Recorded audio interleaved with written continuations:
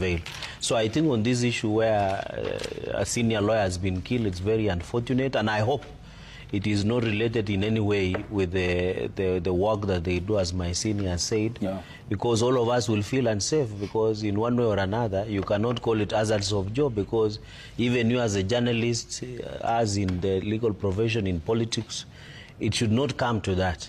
I think the work we do should not be in any way be related. So I hope before the end of today, the investigative agencies at least should give us what really happened, so that it can ease the anxiety among the profession and Kenyans at large. Yes, Ahmed.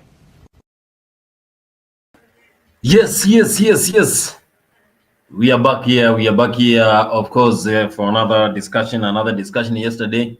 I remember we were here together with Mushiri discussing about the current happenings, and little did we know that we had the breaking news that took place, and this is shocking, something that has happened in the country, and it has happened earlier, but still we have not gotten the solution. Border borders are now being used as a tool for assassination. We have seen several people dying. We have seen people being assassinated, people being carried away, abduction taking place. But now we have a country to live. So we are here also trying to discuss about the death of one lawyer in Nairobi, that is Bomu Kyalo. Of course, the death of Bomu Kyalo has really raised concerns, because he was a lawyer, and this comes after the statement that was published in the social media, because nowadays every scrutiny has to come through whenever a bad thing happened, like the death of someone. The death of Kyalo Bomu, of course, has really caused a lot of people to talk about it. But here we're also asking you, who killed a Bomu? Who killed a Bomu? Of course, who killed the Bobu Kyalo? Of course, the assassination of Kyalo Mbobu. Kyalo Mbobu, who killed Kyalo Mbobu? Who do you think is the person who is responsible for the death of Kyalo Mbobu? Do you think DCI are ready also to give information about the death of Kyalo Mbobu? Of course, he was a lawyer, and today, president of the LSK, that is Law Society of Kenya, Faith Odhiambo, said we are going to have a peaceful demonstration, peaceful procession on Friday. Of course, we're going to have this, and it will start around, from what I've seen, this procession will start from 9 a.m. East African time, and all the way from Milimani Law Courts, proceeding to the Kenyatta Avenue. And those who know around Nairobi, they know where do you have Kenyatta Avenue. So it's going to be a procession for the mourn of one and only Kyalo Mbobu. Mbobu died yesterday after being shot by two men along Magadi Road. That is on your diversion at the roundabout Gong Road. And that is the same spot whereby we witnessed the death of Ongondo Were. The assassination of Ongondo Were happened in that route. So do you think that we have gone to this situation whereby Kenya, maybe we don't have security for the top personnel? Because if you can be killed on the spot by people noticing your car, noticing your presence from a large crowd like that, it means that even the convoy was aware that this thing is going to happen. And this is keeping a lot of border riders into that insecurity, whereby a lot of people, they don't trust what is happening, because if most of assassinations that are happening in the country are because of the borders, you as a person following this discussion, do you think that border borders also should be included in this saga? Do you think that they should be included? We have people, MC Tum, I can see you, MC Tum, I can see Bidi Sami bwana, karibu sana, tuambie, ingia pale, join us in the studio and also tell us what do you think about the death of Kyalo Mbobu. Mbobu was killed yesterday along Magadi Road, and this is something that has raised concerns. The security of top personnel. Are these secure? Even you have seen Nandi Senator, of course, Gerard Gay saying even anyone in this country is not safe, because if you are having this taking place in the country, the death of Kyalo Mbobu happened, and that was around 5:40 p.m. That is 1740 hours East African time. That was around 5:40 p.m. East African time. Nyota, join us here, bana. You just need to click that link, this link that I've shared there, and this link will direct you to the studio, and you will be also able to tell us your thoughts about who killed Kyalo Mbobu. Of course, he was a lawyer, and the LSK has said we are going to have procession so that we can mourn the death of Kyalo Mbobu. And of course, this is a gentleman. He was a lawyer, and this lawyer used to work in Nairobi. So are they secure? That is what we are asking here. So you need also to join us, join the studio, and tell us your views about what do you think about the security of this country.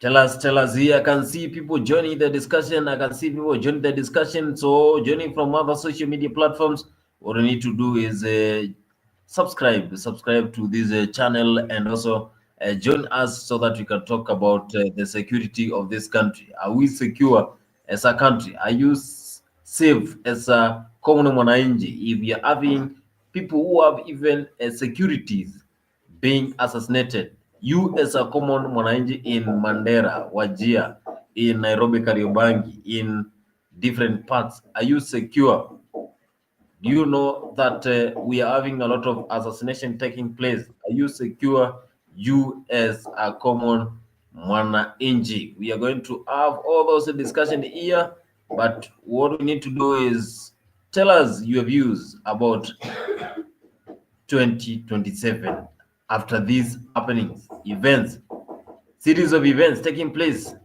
Are we safe? But Murkomen said we are safe. Nimeambiwa kwamba hii Kakamega kila mtu wako na bouncers na ina move inakuwa goons na kidogo ina mutate inakuwa gangs, and there's a police officer who properly described where the problem is, ule sub-county police commander. The problem is that these young people have now come to realize that politics pays, yeah, na ni biashara ya kila weekend. Kama MCA anahitaji sasa kuchungwa, anamwambia wewe, sisi ni jeshi 20 of us. So MCA akipanga mkutano yake, kitu ya kwanza ni jeshi, alafu inafuatwa na public address na mambo ingine. Mbunge anapanga the same, governor anapanga the same, senator anapanga the same, because you know some of the leaders are telling us tusipopanga wewe, you must assure us. Kama mimi nitakatazwa goons, kataza basi kila mtu ndio tukutane tukutane mundu kumundu. Hakuna, you know, hakuna buffer. So as a county, we have to sit down, and as a region, Western, we have to sit down in a stakeholder forum, and we agree. Let me tell you this, because sorry to use Emmanuel many times, but he has come to my county. I don't think, and I'm being honest, sisi tuko na bandits nini, tunapambana nao, hata saizi tumepambana, imekuja chini, lakini we don't have a problem ya siasa at all. At all. As a senator, I would go to a meeting, my opponent is here, huyu ni mwingine, tunapigiana story. In fact, you will be shocked in Elgeyo Marakwet, you can even use one car with your aspirant, unaweza mpatia lift. And I'm saying this not because I come from there, because the culture which has been built over time, we are only perhaps among the few counties where aspirants can still work together, and they speak, they go eat together and go. Whether it's women rep, whether it's governor, whether it's senator, whether it's MP. I really want you to visualize. Nimeona wageni mnashangaa, unasema inawezekanaje?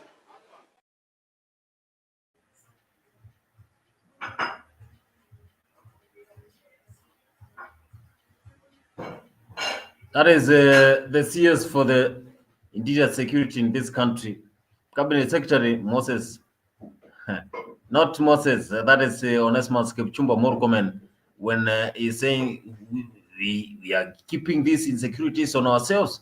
But this is the country whereby you need also to have protection from the government, because if you don't have protection from the government, then what are we doing? Why do we vote? Because we need security from the government. We need to be secure, we as Kenyans, because we only have 1 year to 2027, and we know what happens during 2022 and what happens even during these general elections. People are causing commotion from nowhere, north, south, east, west, left, right, and center, because they want to win any elections. Anyone does not get into, you can't just see anyone get into any campaign without aim of winning. So they will maneuver ways to interfere, to cause commotion during the general elections. But now the assassinations that are happening in the country, the death of Mondowere, now we have assassination. We remember even during the post-colonial era, and also during struggle for independence, a lot of legends, we call them legends, were assassinated. Of course, you remember even Ronald Gala. You remember even Tom Mboya was also killed from unknown circumstances. So we are not going back to this. So we are here discussing, who do you think killed Lawyer Mbobu's Kyalo? Of course, we are yet to get information, but still DCI, that is the Directorate of Criminal Investigation, they are saying they'll give proper information about the death of Kyalo Mbobu. And of course, the LSK, they are demanding any information coming out from the death of Kyalo Mbobu to be given, because they are saying, and that is what they said, our security agencies have immediate duty to act and give a decisive information towards the growth of menace in the country. Such calamities levels insecurity to a country, and they will perceive our lawlessness, and the state will clear and constitutional to protect our country, because Kenyans, they want protection from the constitution and also the government. The LSK boss, Faith Odhiambo, said we need also to get legal profession, citing that intimidation and violence against lawyers must be done away with. Because you remember, even when you have a case, you go to the court. When you have a case, you go to the court. You only need a lawyer. You go to Madara, you go to Kibera, you go to Kilimane, you go to Kiambu, you go to Thika Law Courts. You need also have to have your own lawyer. And we have seen even during the impeachment of Gachagua, whereby a lot of lawyers were seen there and they were trying to defend the former DP.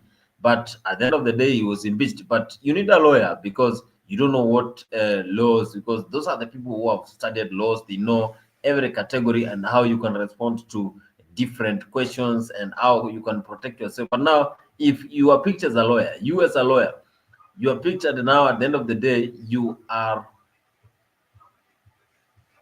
killed. The assassination happens. Are we safe? Are we safe as a country? Are we safe as a country? But the former DP has been slamming the recent happening without even fear. He talked about insecurity while he was being interviewed in one of the ministry media houses here. To start with, my forums were not a praise and worship session. I didn't want people to come and praise and worship me and agree with me 100%. I was very happy to have negative criticism, and had an opportunity to explain to the young girl that when I speak to people, my work is to give them hope and to give them encouragement. When I met some Mount Kenya people in Boston, they are business people there, I had to affirm them and say what is their place in our growth of our economy. What do you think is the place of the Mount Kenya people in the economy? They are hardworking. I said you people are hardworking. You are industrious. You are central in the Kenyan economy. And I'm very happy that the same industry I see back home is what I see here in Boston. And you must continue with that spirit. Those people who I met in Boston, were from the Mount Kenya. I speak their language. I had no business speaking to them in English because I was in Boston. The fact that I was in Boston did not make me English. I was still Kikuyu. They were all Kikuyus. They had called me for a boozy. in a traditional way because I'm an elder. And they said, we have an organization here from home. We want you to come as an elder. We give you mbuzi. And when I rose to speak to them, I spoke to them in our language. And I just talked to them about industry, about working hard. And I was very happy with what they are doing. And I told them even back at home, this community is hardworking and it plays a very central role in the economic development of our country. I didn't say that others don't work hard. I didn't say others are not important. And Yvonne, even you are an anchor. When I speak to you as a leader, I must affirm you. I must say, Yvonne, you are a good presenter. Here you are. Let me take you through. I'll take some time. It's not me. I was simply asking him to answer. Senator James Rich is the chairman of the Foreign Relations Committee in American Senate. Tabled a bill in the Senate asking that the status of Kenya as a non-NATO ally be reviewed in view of the following allegations. Relations with China, that is one. Number two, relations with Iran. Number three, government of Kenya and key officials of Kenya with non-state armed groups and violent extremist organizations, including the Rapid Support Forces and Al-Shabaab, participation in the Belt and Road Initiative, and then blocked persons and foreign terrorist organizations, including such individuals and entities based in southern Sudan and Somalia. Again, extrajudicial killings and abductions. I'm not the one who came with these allegations. So, when these allegations came and they were in the headline, Kenya is under investigations in the Senate. This is a bill. I've given it to you. President William Ruto replied and said the Americans have a problem with him because he has opened bilateral trade with China, which is good for the country. And that is why the Americans want to review their relationship with Kenya.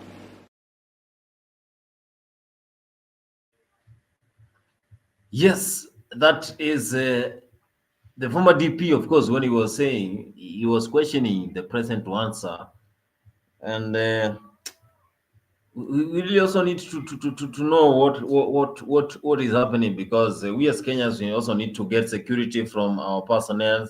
We also need to have that freedom to go everywhere without interruptions, because if you're having these things happening all over, then we safe as a country. And Ricky G, when he was in the United States of America, he said that he demanded and also a good letter being presented to Kenyans, because the Senate, US Senate, is under investigation and they want to know what is happening, because we are seeing a lot of attacks, a lot of assassinations, but we also need to have security as a country when it comes to these current happenings. So what are you saying? I can see someone is saying, Labani is saying, Samko SD is saying, we will be secure as a country when we move from dictatorship. I don't think whether we are in the dictator kind of government, but that is his own views. This is not Africa 24 views. That is his own views. He's saying we are led by dictatorship in this country. That is what he's saying. But of course, we need to get answers. We need also to get answers, because if the other day we saw assassination happening, we saw abductions happening, people are being killed. So are we safe? Are we safe? Are we safe? But we are seeing even in Elgeyo Marakwet, the bandits in Elgeyo Marakwet, they are still causing discomfort in those areas. People are still insecure in those areas. We saw the other day whereby in Elgeyo Marakwet, someone also was shot, and the border, the same people they used to border to run away, the same people they shot Mondowere, they ran away, the same people they used to border to run away. And we are seeing a lot of insecurities in this country. Now, Kenyans, they demand, and of course, I'm very sure in a short period of time, we are going to see the cabinet secretary for the internal security, that is Onesmus Kipchumba Murkomen, being questioned in the Senate because of the insecurity cases. We saw Gerard Gay. There was also some debate the other day about Gerard Gay and Murkomen, whereby Murkomen said Gerard Gay was his own student. So he doesn't want to hear someone whom he teach questioning him. But of course, when it comes to rule of law, it can be questioned. But Gerard Gay, but we remember even the words that came out of there during the questioning of the internal cabinet secretary during the Senate. But also, it's something that a lot of people, they have concerns. But are we safe? We as a country, that is what Waswahili wanakuambia nyege ni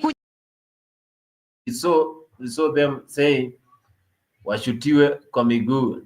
Sasa mambo inakaa namna hiyo. But Rigiji said he will be able to expose anything that we have in this country. Let's listen to what Rigiji said the other day, because some of the things that he's saying, they are correlating to what is happening. Is Gachagua the savior? Also, you can tell us, I can see a lot of people, they are following the discussion. 140, they are following the discussion. People are following the discussion. But tell us, who do you think killed Lawyer Mbobu? Do you have information about the death of Lawyer Mbobu? Share with us here. Na Freak 24 political discussion. Kuna shida kabisa katika nchi yetu ya mambo ya ufisadi. Hakuna kitu naendelea Kenya ni wizi. Kila kitu ni wizi. So when I was in the United States, nikaona rais wetu ameongea na ukali sana mambo ya ufisadi na mambo ya hongo, na kusema wabunge wote kazi yao ni kuchukua hongo, na hata kubali hiyo maneno. Nikafurahi sana kama ameamua hivyo, kwa sababu yeye mwenyewe ndiye mwenye kuhoga wabunge.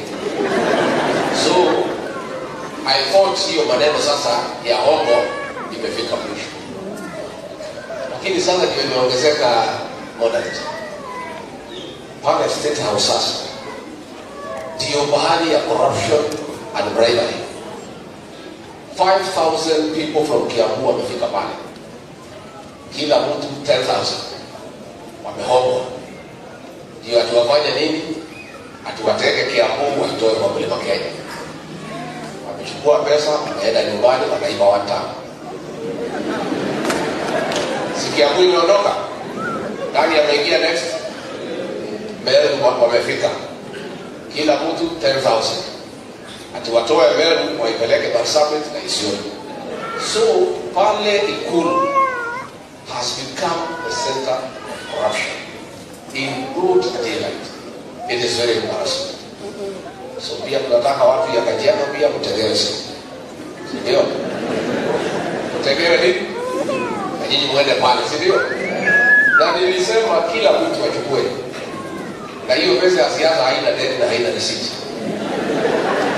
Haina, but itakuwa makosa sana kuchukua pesa ya hongo na ufanye vile unaambiwa ufanye.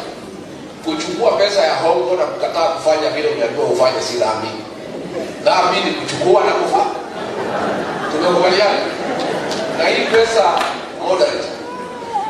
You know, we are in shock that pesa ya SHA inatumwa kwa hospitali that do not exist.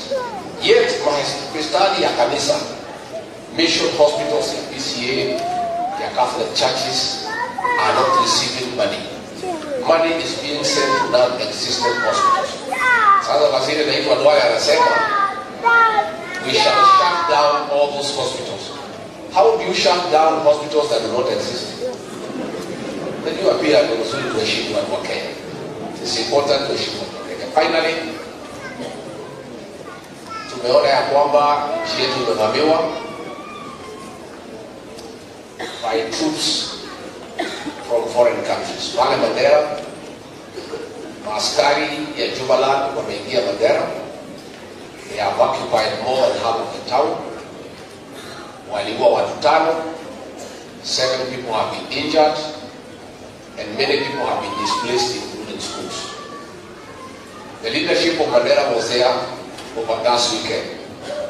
Instead of castigating the invasion of Kenya by foreign forces, they were castigating the regime. Juzi nimeita TV nikasema askari wako pale ya nchi jirani. Sasa ndio nimeona gavana wa Mandera ameamuka analia ati asaidiwe. Yet last weekend and over there he was not speaking. The senator was not speaking. The MP was not speaking. Mimi nimechukua jukumu kutetea watu ya Mandera, kutetea watu ya Northeastern Kenya. It is unacceptable that foreign forces can invade Kenya. And the mandate of the Kenya Defense Forces is to protect our territorial integrity. And it cannot be that foreign forces are in our land and the government is quiet, the Commander-in-Chief is quiet. We are asking the Commander-in-Chief of the Kenya Defense Forces to immediately order an operation to flush out foreign troops out of our land. This is our country. We have a responsibility to protect our territorial integrity, and it cannot be that forces from Somalia can come into Kenya and occupy our land and terrorize our people. Yet the government is quiet and the leaders of Mandera are quiet. Hapa iko manyumba ya kutosha. Hata haijai kweli ama uongo. The challenge of this area is not more houses. It is water and sewage. Kama iko pesa pahali ya serikali ulikokuja kuingilia kasi ambayo si ya serikali ya kujengea watu nyumba, kuwekea hawa watu maji, kuwatengenezea sewage, because the houses that are here in Ongata already we are having a challenge during the rainy season na mambo ya sewage. Kwa hivyo that is a priority in this area. Na hizo nyumba zinataka kujengwa is not affordable housing, they are commercial houses. And we want to be very fair and kind to unsuspecting investors who have been told to buy those 2,000 houses in Albert. Usipoteze pesa yenu, because tunaenda uchaguzi 2027, there will be a new government. Kama hii shamba serikali itachukua na nguvu, hiyo shamba tukiingia tutailegesha kwa kanisa.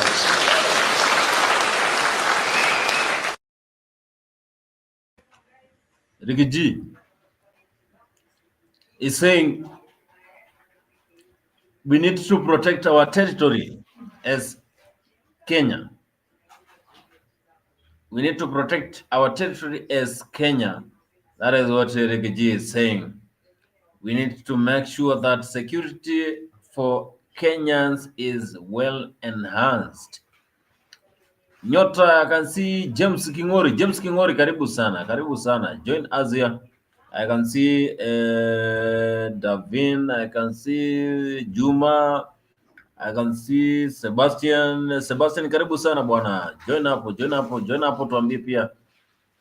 Unaona aje mambo vile yanaendelea. Je, ni ukweli kwamba tunafaa kuhakikisha kwamba Kenya tumeweka usalama kutosha kwa wananchi ambao ndio muhimu sana, wanahitaji ulinzi kutoka kwa serikali? Ni baada ya mambo ambayo yanaendelea. Tuliona jana kifo cha wakili mmoja hapa nchini. Tuliona pia kifo cha mbunge mmoja wa Kasipul, Ngondo Were, whereby a lot of leaders, they attended the burial ceremony of Ngondo Were, and they spoke about the kind of assassination that is happening. Are we going back to during the recent years, whereby after gaining independence and also during the struggle for independence, we saw leaders being killed? Are we going back to that era? That is what most people are saying, because if someone can be shot in between those convoy, then it means that was a setup and someone was already aware that this is going to happen. But is this the right direction Kenya is taking? Tell us here. I can see John is saying, no, we need to wake up with Kenya, because security is what determines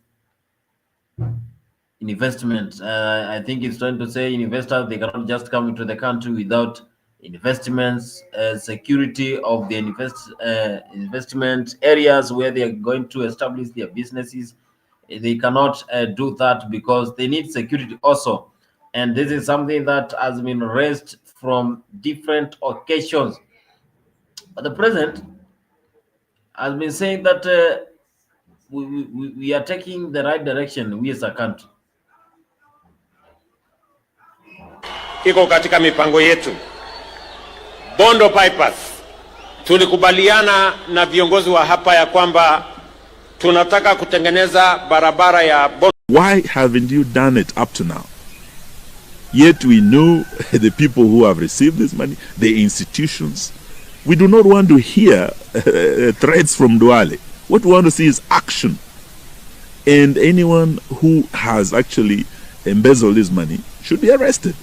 So it is about accountability. It's not about chest thumping from the CS of health and the majority leader. We want to see action. Because from the very beginning, we said that this SHA is a scam. Kenyans did not listen. Now it's coming to pass. We say that housing levy is a scam. It has come to pass. We also said that some of the things that these fellows have done, the G2G deal, oil prices, as we speak, globally, when crude oil prices go down, you expect that there should be some relief at the pump for Kenyans. But petrol prices are still high. There are G2G deals that were done, and with time, they have been extended from December. These are some of the scams we are talking about. And for us to stop these scandals, this scandalous government must go. Giving them a second term will be too much. That is why we are saying it must be one term for us to end these scandals after scandals from this regime. Ruto must go. Asante. And you cannot begin telling the parliamentarians that they are corrupt when you are the one who has corrupted parliament. In your attempt to capture parliament, you have actually corrupted all these MPs, put them on handouts. Now those handouts are translating into what is so-called empowerment programs, going out to bribe women groups, going out to bribe youth groups. Like here in Narok, we saw the deputy president, we are seeing all ministers running all over helter-skelter, and it has not stopped there. They have now gone towards bribing counties. We have 5,000 from each county coming to State House, 5,000 people, each being given 10,000 to come and sing two term in State House, to counter one term. Do you know how much that costs? It means if you have 5,000 people, each getting 10,000, you are spending 50 million per day per delegation. If you are going to spend that per county, what are you talking about? Over 2.3 billion going to bribery through handouts to get people to sing two term for you in State House. That is not going to change the one-term wave that is coming from every corner of Kenya.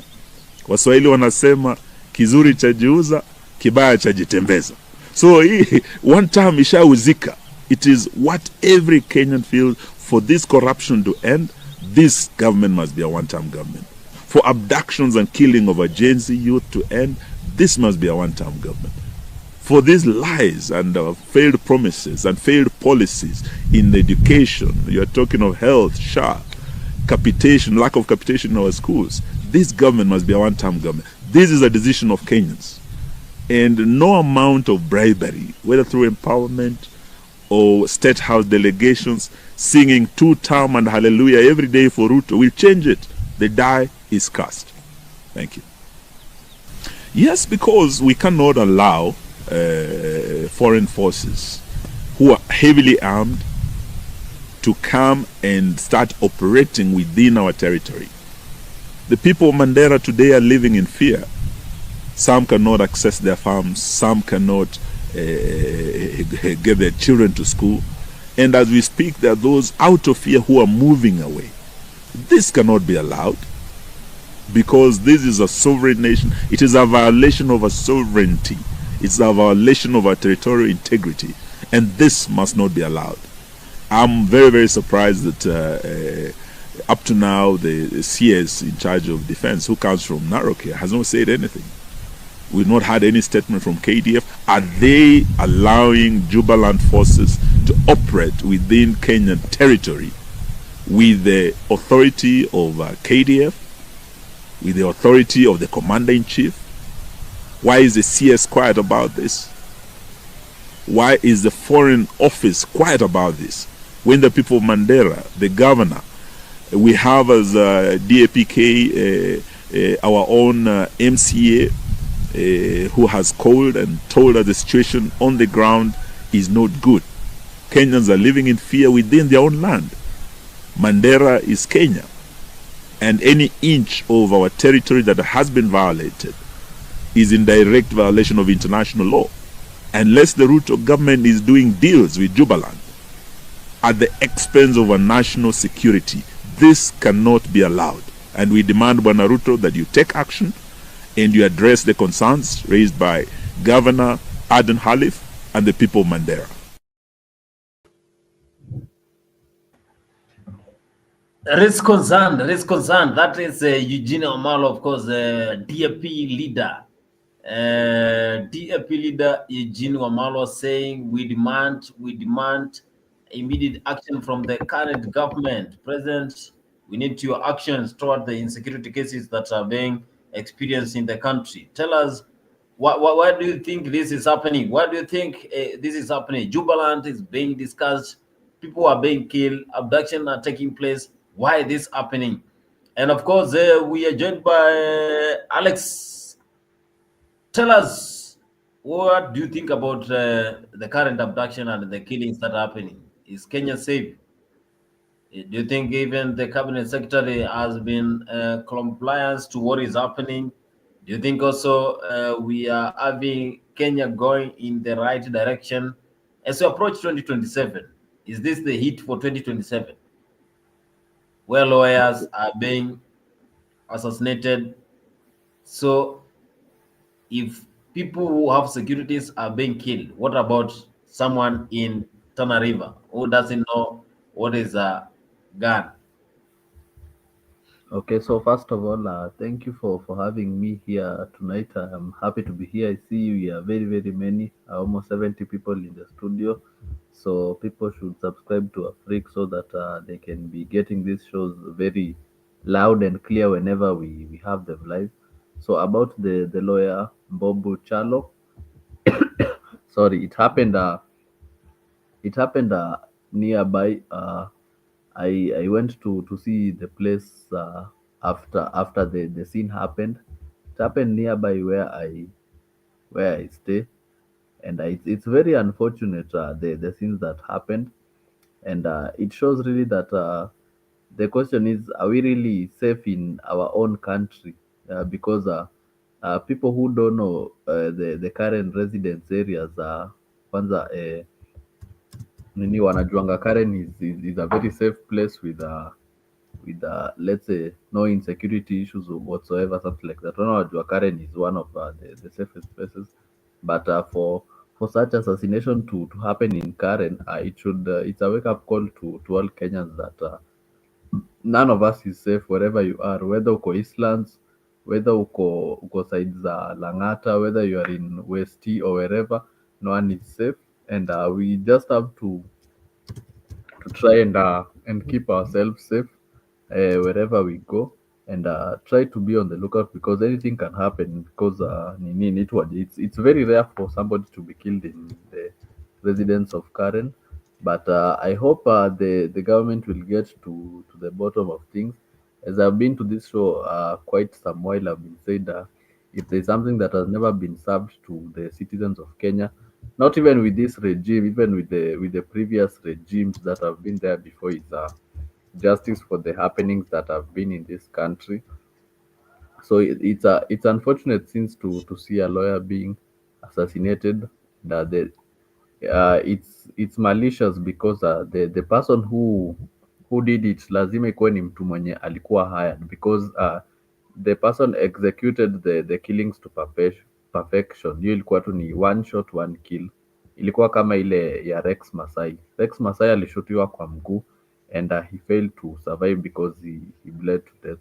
So I think hapo kuna the person who facilitated the killing alikuwa amehire a top assassin to be able to carry it out, and the assassin carried it out to perfection.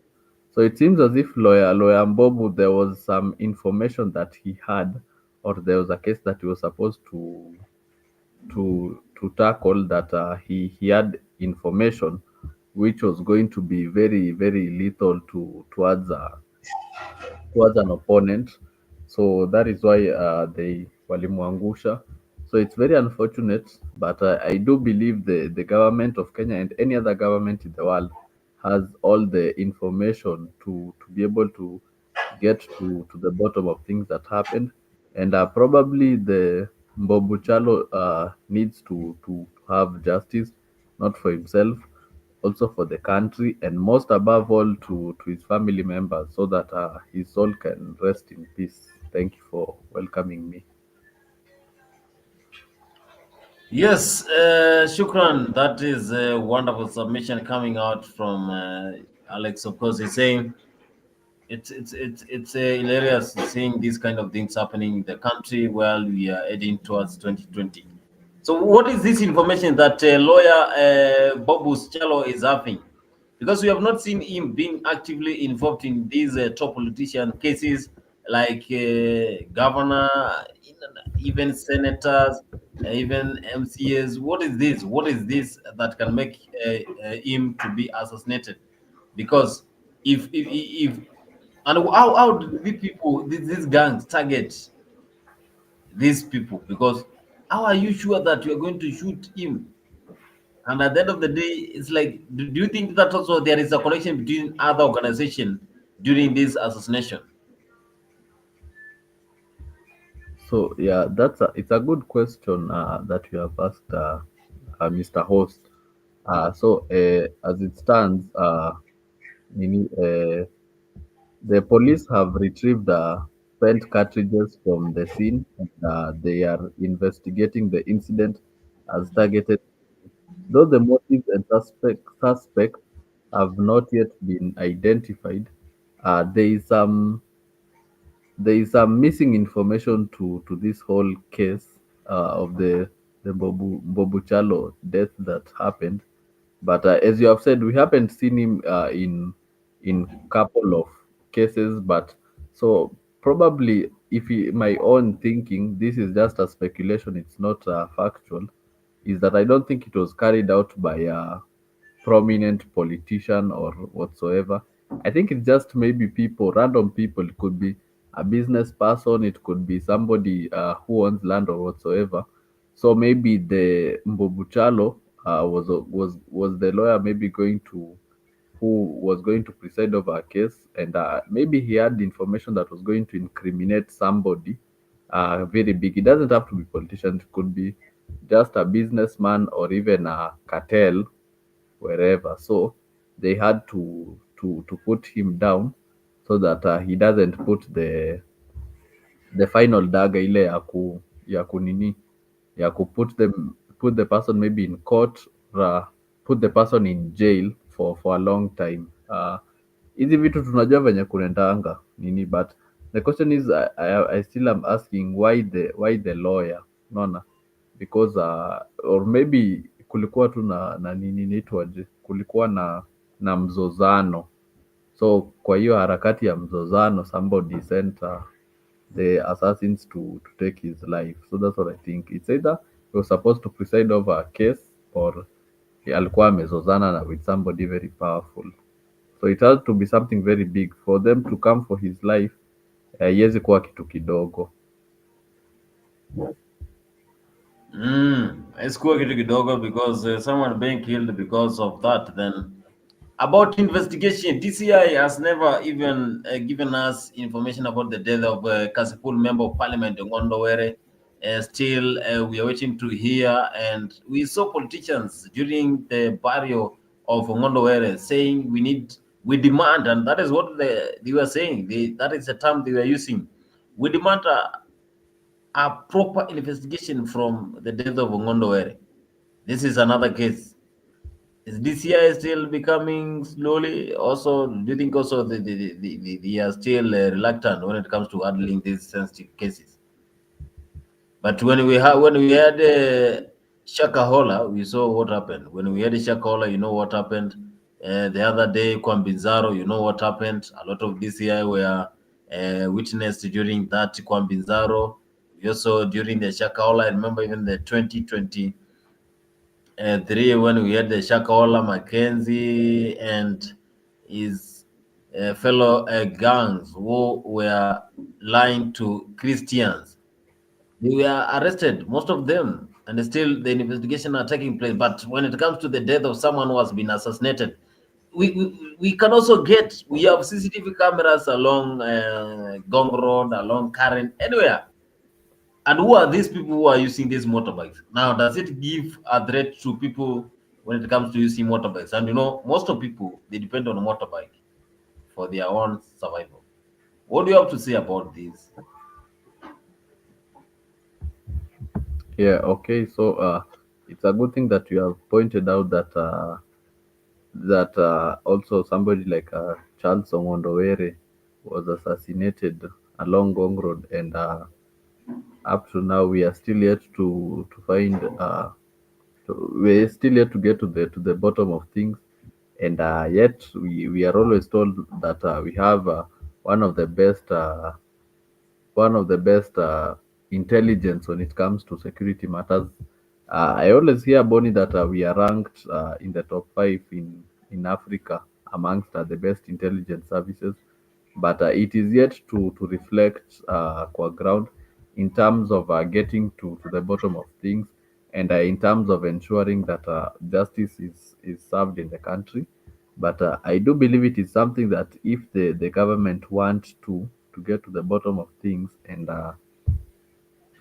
give the citizens what they want, they're in a position to do that. But I think there is a lot of information that is being get kept. Kuna gatekeeping mingi ya information about these things that happen that the public are yet to know. And I know many people say that security matters are very, very delicate, but despite them being very, very delicate, it's also good for us to always get to the bottom of things. Because when we get to the bottom of things, there is clarity. And where there is clarity, people are able to move on.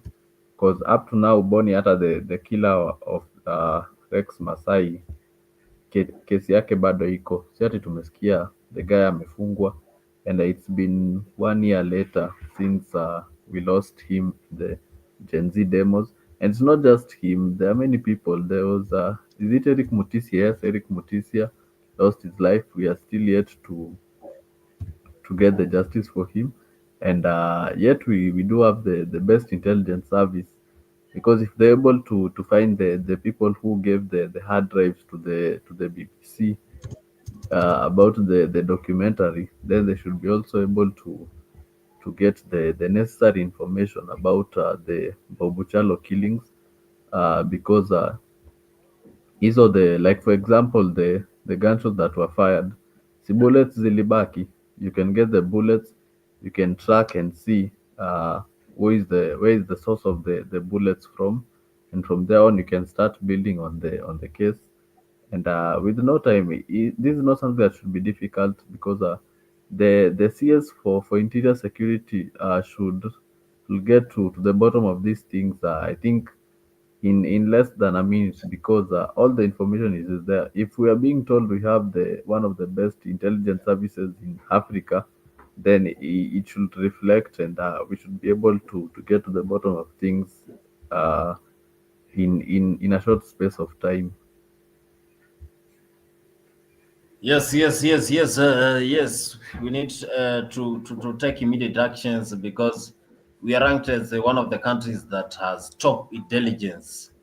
And now, if we have top intelligence and then we are having these issues taking place, then are we safe? Awino Charles Okodhi, unakumbuka sana the last time uliingia kwa show ukaepa. Ingia bwana, ingia.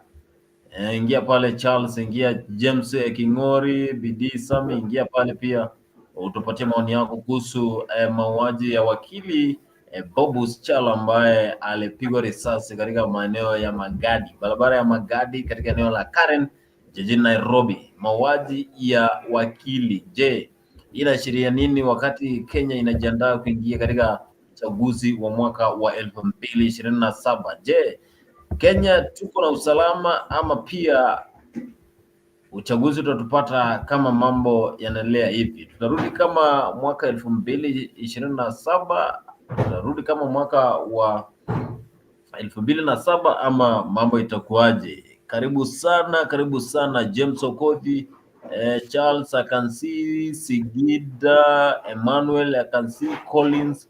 I can also see Triza joining us here is free.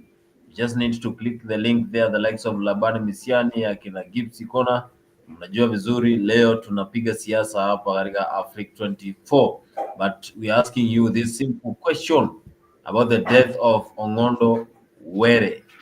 Not Ongondo Were, but he was also shot through assassination. And now we have a new lawyer who was killed. And the LSK, the Lawyer Society of Kenya, they said we are going to have a procession from Milimani to Kenyatta Avenue, and we are going to do this to honor Mbobu's murder.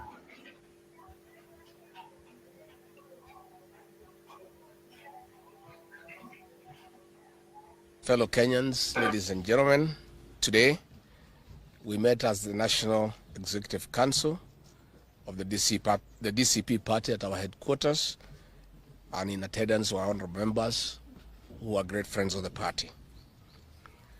When we agreed on the following: one, as we approach the by-elections scheduled for 27th November 2025, and in preparation for subsequent nominations and elections, the National Executive Council has enhanced two vital organs of the party: one, the National Elections Board; two, the National Appeals and Dispute Resolution Panel. These organs will provide the expertise required to ensure fair, transparent, and effective internal processes.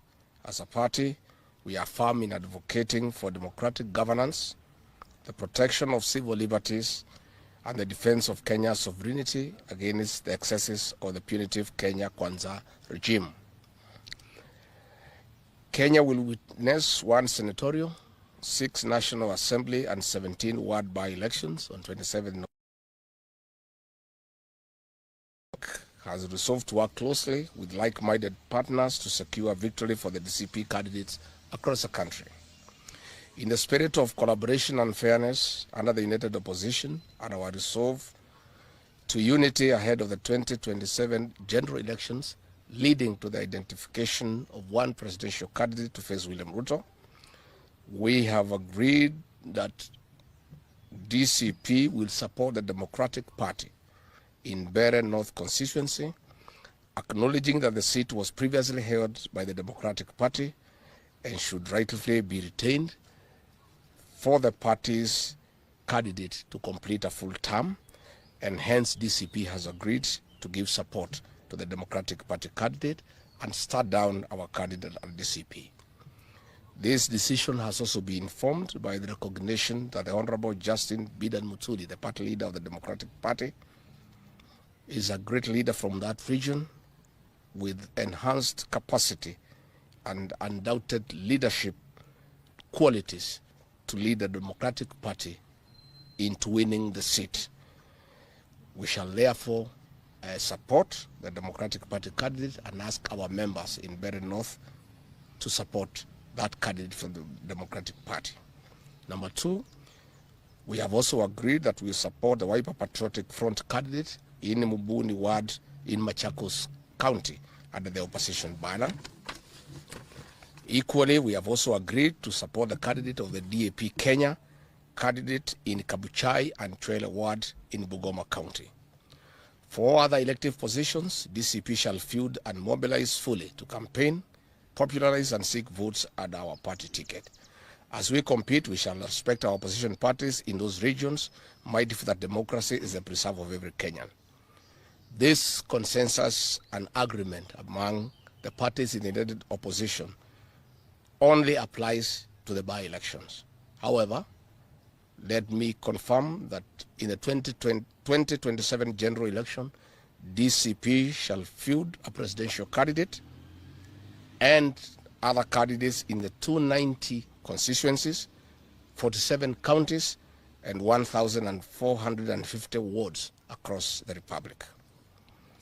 Three, to strengthen our campaign machinery, NEC has today established a fully equipped electoral secretariat domiciled at the party headquarters. This secretariat will coordinate strategy, logistics, messaging, branding, and resource mobilization for our candidates. Security and national concern. Fellow Kenyans, as a party, we are deeply concerned with the security situation in northeastern Kenya and particularly in Mandera County.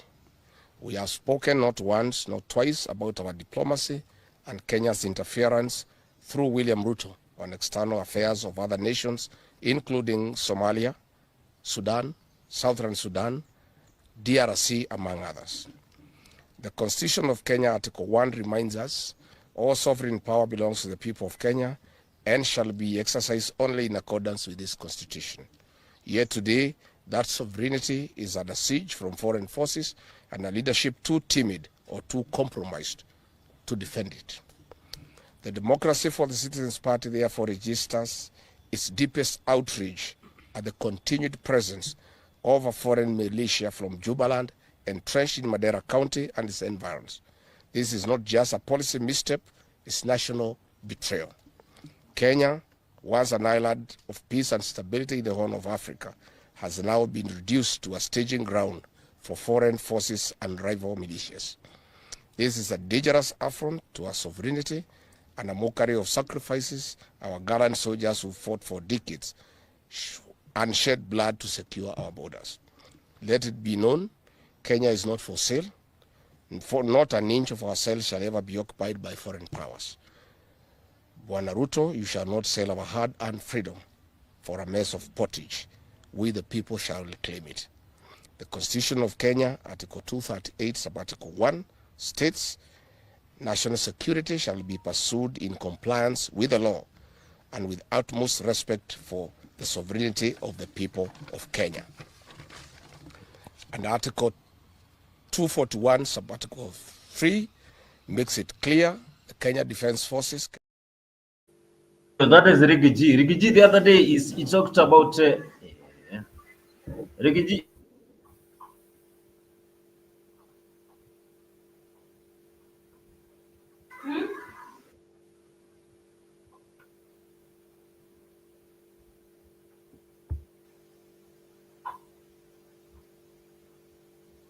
So Kimanzi, your mic is on mute, but that is the DCP party leader. So I was saying that Rigiji the other day he had pointed about these insecurity cases even during the time when he was interviewed by Yvonne Okwara, even during the time when he was in the United States of America. Do you think also Rigiji is the savior because he has been pointing out those key issues? So yes, Boni, it's a good question yenye ambayo umeulizia about Rigathi being the savior. So you see, Boni, politicians are politicians. When you are in power, you are a ruler. But once you are out of power, you become the liberator. You see, people like Cleophas Malala, the former SG for UDA, when he was in UDA, the party was okay, and everything was correct according to him. But right now, since they felt like they have been ousted out of power, sasa ndio wamekumbuka sasa that there are many issues that are affecting the people.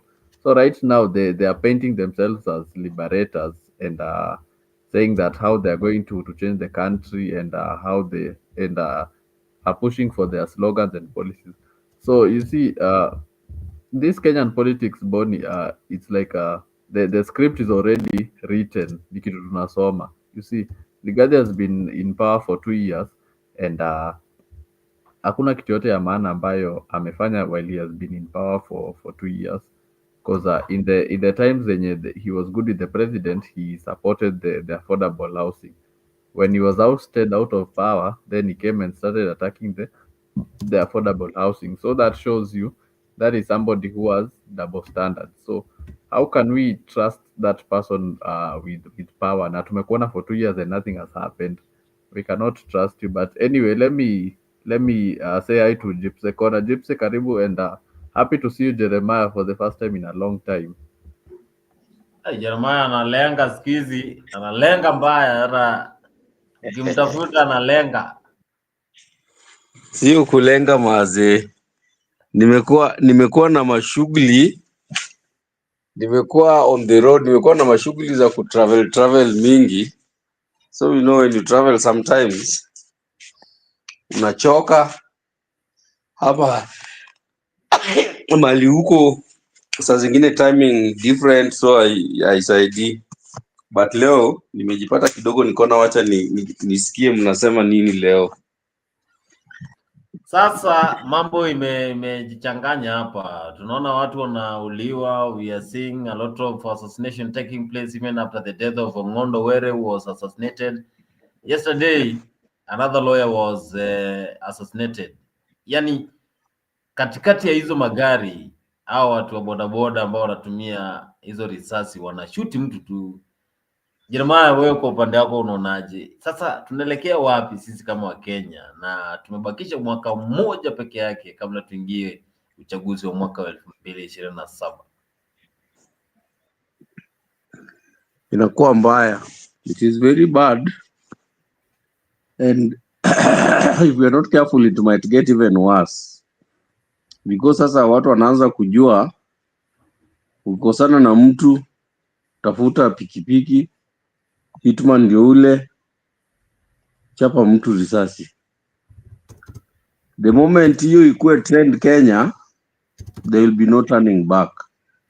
So it has to be stopped mapema, otherwise watu watakufa wengi in the run up to the coming elections, tukue kama Colombia. And the worst part of it is that imeanza huko na watu wako politically involved, ita grow ikuje ikuwe kwa raia hapa.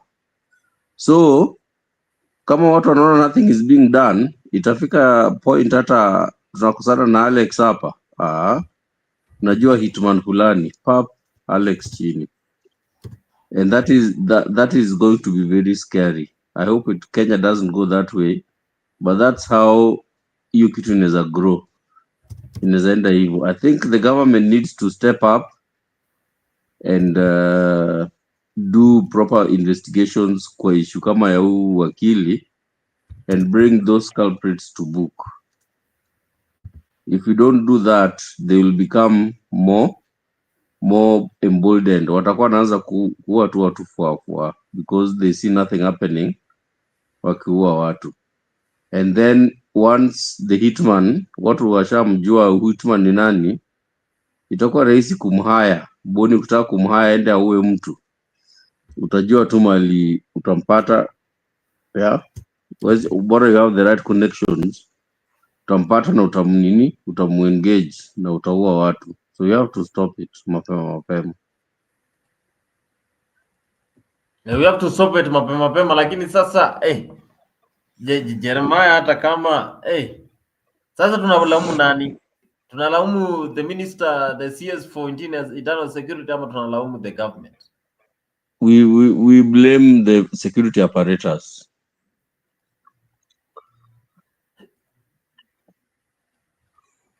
So what need to be done? I think they need to take their work seriously the few cases zile zimeshafanyika ziende prosecution, zifanywe, watu waingie jela, ndio watu wasichukulie ni kama utaua mtu and you get away with it. They should not get away with it. Cause sasa ukiangalia sasa mambo yani yanaenda vile hatuelewi. Do you also think that there is a connection between those assassination and other organization? Because now you can't just locate someone from nowhere. Yani mtu nampata tu from nowhere. Hizo magari ukiangalia Nairobi hiyo Gong Road hapo unaielewa vizuri wewe. Kama ni Karen unajua vizuri magari yanafuata, lakini utapata wametarget tu huyo na wamempata na wameumua. Do you think pia kuna connection?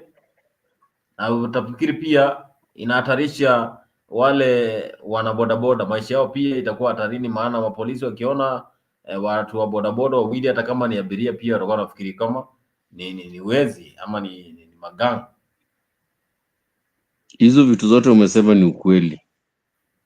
And those are the reasons why we have to be concerned.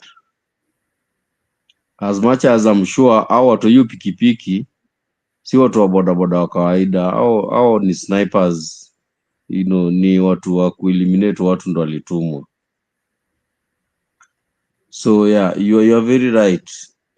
Watu wa bodaboda wale wanafanya legitimate business sasa watakuwa na shida because wanaitwaje, the security apparatus wakiwapata what assume these guys are criminals and they will deal with them scathingly. So that puts a risk on them, a risk premium on watu wa bodaboda. Two, these people do these killings, mimi sioni kama ni watu wa bodaboda wa kawaida. They are hitmen wale wamekuwa hired. So they are experts and specialists in that field. So they will do their job and they do it very well. I can see Gypsy Corner bwana, Gypsy Corner behind the scenes. Ajenda kutafuta behind the scenes Gypsy Corner. Alex, sasa kabla niulize Jeremiah, pia tuliona Ricky wakati alikuwa pale Marekani, tuliona pia wakati alikuwa amerudi kutoka Marekani ile na Citizen TV, Jeremiah amengatuka. Anyway, we are here in Africa 24. I can see Gladys Otieno, ama Gladys Otieno, karibu sana.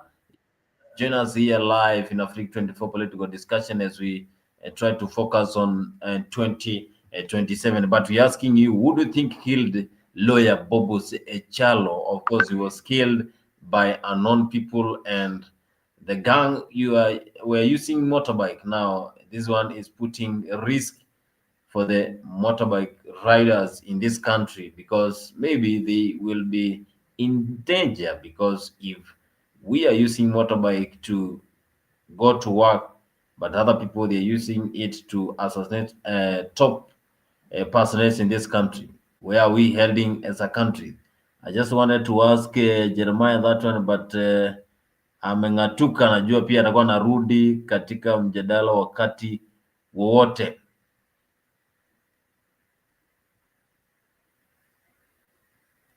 Iko katika mipango yetu.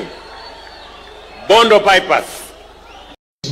About 2 weeks ago, Mheshimiwa Rais alisema ya kwamba kuna wabunge ambao wako corrupt kule bungeni, na nimeona viongozi wengine wa upinzani wakichukua hiyo message na kusema ya kwamba huyu Mheshimiwa Rais amekosana na wabunge, huyu Mheshimiwa Rais ndio amefanya namna hii.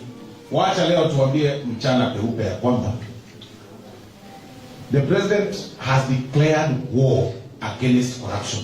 Iwe bunge, iwe ndani ya SHA, iwe ndani ya ministries, iwe anywhere, he has declared war.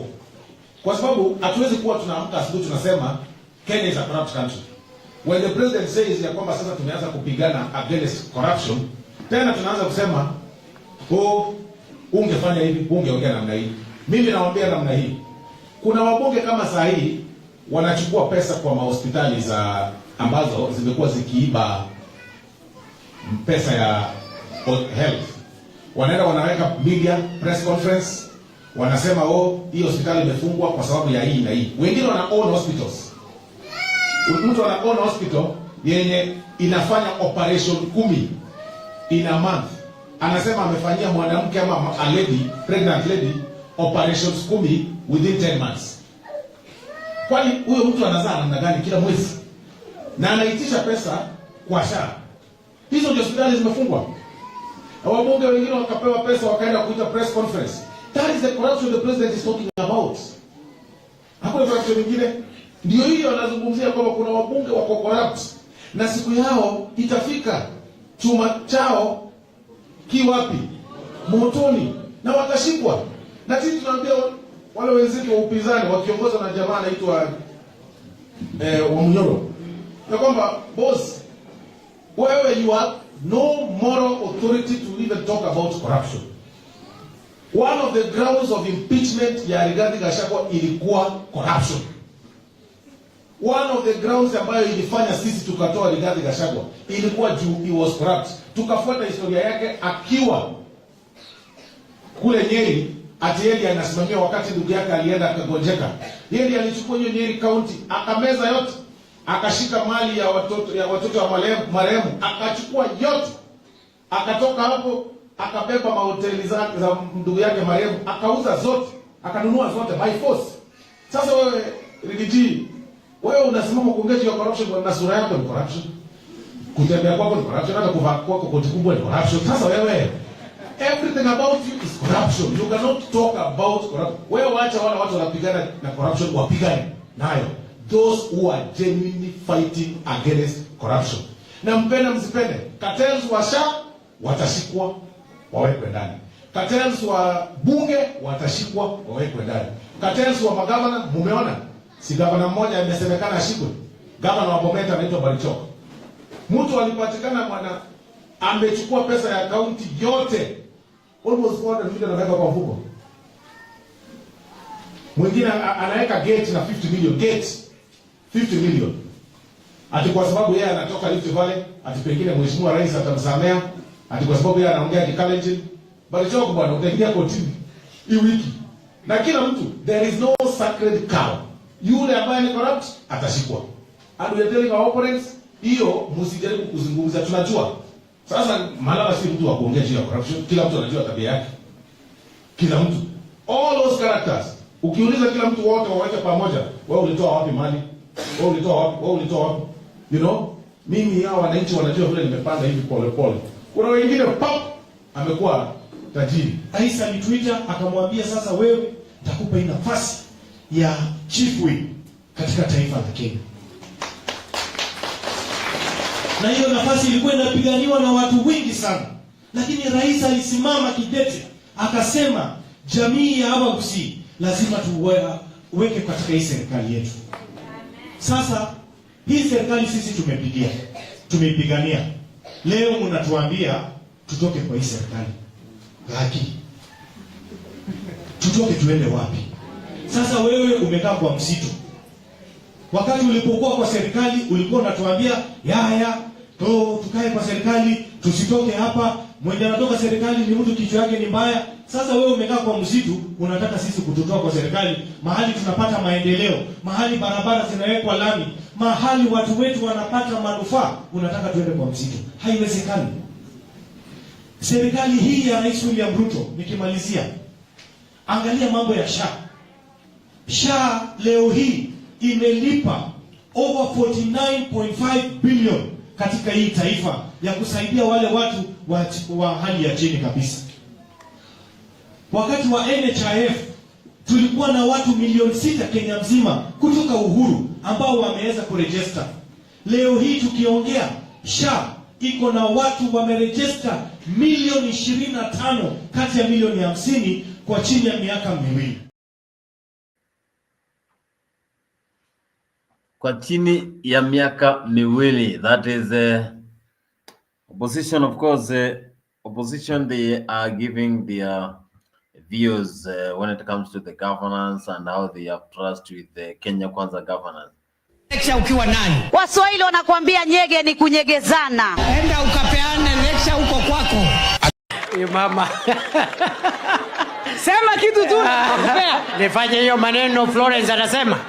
Kokoko na kitambi utawezana. Utawezana. Nikikupea utawezana. Utawezana. A few moments later. Mimi nimemaliza mambo yangu. Fire si fire. Fire si fire. No manayo ni tutam. Na tupige sherehe. Hiyo pete ya uchumba itakata kidole. Na mnaishi bila ndoa eti walokole. Mimi nasikia mnasema tutam. It's like mixing oil with water. Mimi naambia Gachagua, William Ruto hakuna penye anaenda. Wewe chunga sana. Naona macho imefura huko na pressure tayari. William Ruto akichaguliwa mara ya pili, afadhali uanze kutengeneza mashishi yako wewe mwenyewe kwa sababu mimi naona ukikufa. William Ruto has been very advisors. Very educated, but they are all flower girls. Kujifanya wanajua na hawajui. I was his deputy, so I know. When I tell you, I know what happens. He has two advisors whom he takes advice from. Unahangaika na mapresha mingi. Presha ni nini Gachagua?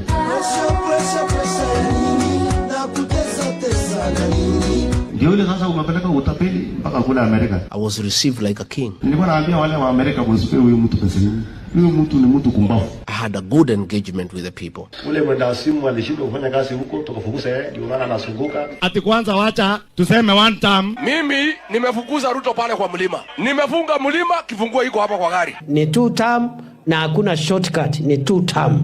Hii kazi tunataka tupewe, hawa kazi imewashinda. Ndio unaona wengine wanajaribu kunipigia makelele, lakini makelele hiyo haini. I don't have time for that. Ulikuja hapa mlimani ukatudanganya. Ukikuja hapa unatusamia mwadhani ya gocho. Atambia ati Ngai ni mwega. Ati hende ciothe. Kwenda huko na hiyo. Unajua watu waliona William Ruto usiku, hawajamuona mchana. Walimuona usiku, hamjui vizuri. Hawakumuona vizuri. Kwenda huko na hiyo mwadhani ya gocho yako. Siku ingine huwezi danganya sisi. Na siku ingine sisi hatuwezi kusikiza maneno yako. Niko na experience ya kutosha. Nimekuwa mjumbe miaka 15. Nimekuwa naibu wa rais miaka 10. Sio experience inatosha? Mimi sio mzee sana. Mimi ni kijana, mimi naelewa kufanya maneno. Wewe William Ruto, wewe. Na wale wanapiga kelele huko nje, agenda yao ni nini? Hana agenda, ni kusema tu sijui nini, one time, sijui nani. Mimi nimesoma ya kutosha. Hatujawahi kuwa na daktari ambaye ni rais wa nchi. Sasa hawa jamaa tutawanyorosha. Tunangojea tu kampeni ifike. Unajua Rais William Ruto bado hajagurumisha engine ya gari yake ya kampeni. Wewe hapa ni kwangu. Anaongea na ukali hapa. Ati suddenly umekuwa clever. Umekuwa sasa uko na solution. Mbona siku ile ulikuwa na crown? Hiyo ikulu nimeweka mitego kila kona. Ati alikuwa anaweka mitego. Baadaye akaingia kwa mitego yeye mwenyewe. Mimi na Rigiji tulikuwa namba 2 sio? Na sisi tukishikana si wataenda nyumbani. So hao wanaume watakipata. Watakuwa na siku mrefu wakati tunaanza kampeni.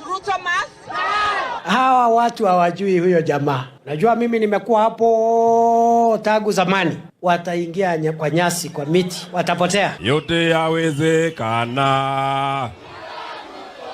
yawezekana. Kitu gani kitatutenga na Ruto rais wetu? Ukabila tumekataa na uchochezi tumekataa. Nyinyi mko na mpango ya kando? Na wapenda mpaka bone marrow. I love you my good people. Hata naona hapa naweza toka na mtu Huyu mama ako sawa si sawa? Ako sawa. Hata vile alivyo. Akipinduka mnafurahi siku zote. Wapi vikelekele ya huyu mama? Huyu mama akiwa kwa kitandani si unalala kabisa Utaamuka kesho. Lazima tumalize na kibwanga bwana. Umeonaje hiyo kibwanga fulani hapo? Inaashiria nini kama wewe kwa upande wako? Unaona inaashiria nini hizo kibwanga za hivi naibu wa rais pia anatoa kibwanga? Hii yote tu ni yote 9-10 boni. Hii Kenyan politics imekuwa tu ni jokes, because that is a rally where unasikia mwanasiasa anasema kwa ati huyu akigeuka mnafurahia.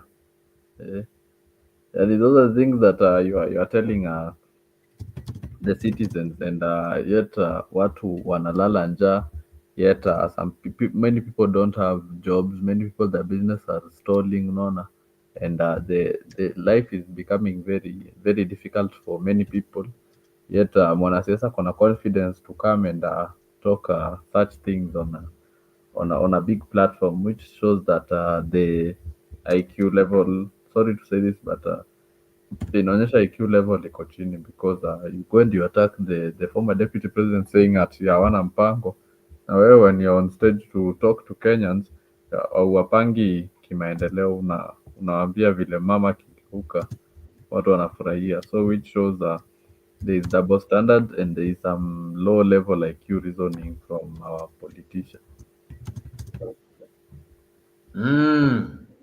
Mwanga from a politician. Anasema unaona bibi yangu yuko hapa. William Ruto hakutaka nitembee na mama kanisani akiweko. Nikionekana mimi niko na bibi na yeye hana, picha si mzuri. Nafikiri alikuwa anaona mimi sijakuja na bibi yangu. Mlipangia mimi pahali nitatembea na bibi yangu nikiwa kwa ofisi. Sasa nimetoka. Sasa mimi nikitembea na bibi yangu, what is your problem? Hata kwanza kutembea na bibi yako kila siku. Hakuna mwanaume anatembea na mwanamke akitembea akifanya siasa. Sasa nimeona hii watu ya Ruto wanalalamika ati mimi natembea na bibi yangu kanisani. Sasa wanataka nitembee na nani? Usilete kombe kwanza kwa demwangu manze. Aise usinilete. Akiamuka kwa kitanda na bibi yake, utamu iko mtu akiwa ndani ama nje. Mnapenda utamu ama mtaki? Ati hakuna kuingiza na kutoa. Mnaingiza inakaa ndani. I push it in. She start to shout. Dr. Ringding. You're terrible. Oh my goodness. Wewe rais, tembea vile unataka. Watu yako watembee vile wanataka. Wale wako na mabibine waamue kama watatembea na wote pamoja ama moja moja. Tafadhali mimi naomba nyinyi mnisaidie, huyu mtu atakuja kuniumiza. Huyu mtu ananipeleka kama gari ya. Huyu mtu atakuja kuniumiza. Karibu sana. Tumalizie show Alex. Tupatie parting shots kabla niongee na wale wanafuatilia show kupitia mtandao wa kijamii. So thank you for hosting me tonight, Bonnie, and thank you to everyone who is watching the platform. And leo tumeona I watched the game Gor Mahia versus Simba, and haijaisha venye tulitaka. We hoped for a win for Gor Mahia, but either way we take the L and we move on. So thank you for hosting me, and we meet tomorrow and the day after tomorrow on the upcoming Freak 24 shows. Shukran sana Gipsy Kona, shukran sana Jeremiah, shukran sana shukran sana Gladys Otieno, Owino Charles Okothi, James Kingori, MC2, BD Sam cause DD, that is some cause DB, Nyota, Yaja, Cillian, everyone who is following this great conversation here every day, 10 p.m. East African time, as we discuss more about what is happening politically, because every day, you know, we need to inform and also educate you on matters that are being arised in this country and also in the East African country. But of course, here we unlock stories from all over and different parts of the world. Until we meet here, I think we meet here also tomorrow is on Thursday. We'll be here for the Dimba La Freak, of course, after the international break. We are also getting back to the Premier League, Italian Serie A, Spanish La Liga, Bundesliga. We are also getting into the Kenya Premier League, which is starting on 20th. My favorite Premier League is back. We are going for Kenya Premier League. Yes, Kariobangi. Show tomorrow, we have the sports show. And the sports show happens here 10 p.m. East African. Don't miss it. And to appreciate those who have joined me today for the show, behind the scenes, and also those who have contributed through the comment section.